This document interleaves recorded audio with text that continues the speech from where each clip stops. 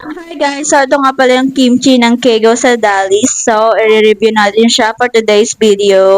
Hi guys! So, ito try natin tong kimchi. Kimchi ng Dali. Diba?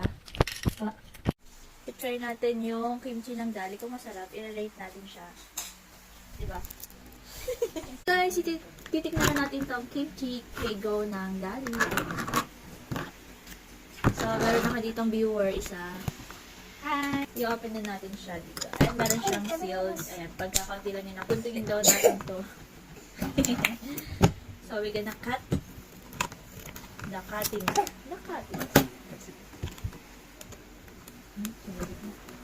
Yan, i-open na natin siya. Sarap yan. Ayan. Wala pang ano. Wow! Ano to? So, ang bango niya. Ayan o. So, eto siya. Ayan.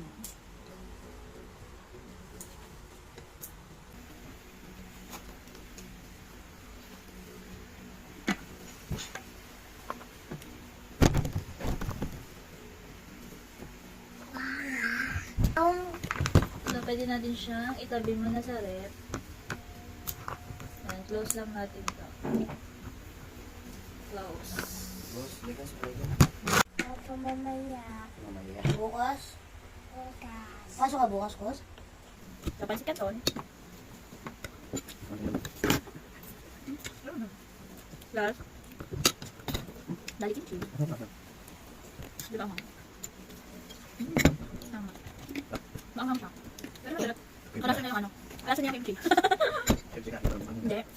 Alasan niya yung nasa. Alasan niya yung nasa. Kahit. Nasa kimbab. No.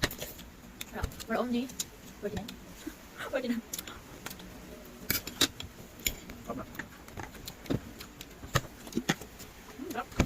So, syempre, papatikimin din natin si Kuya, ang aking chef.